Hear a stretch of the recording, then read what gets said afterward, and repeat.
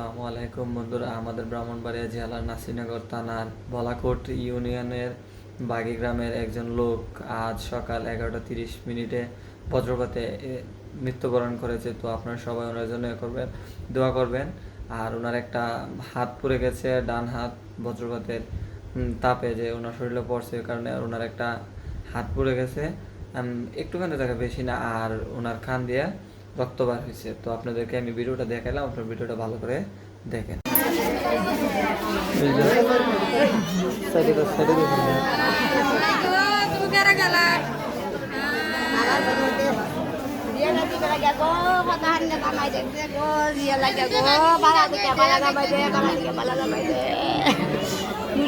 আমার কোথাও নাম্বার নাই, আমার জায়গা দিয়ে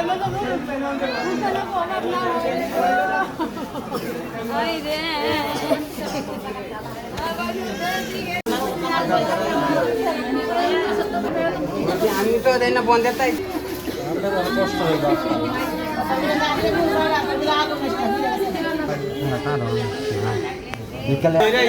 দেরি করলে তো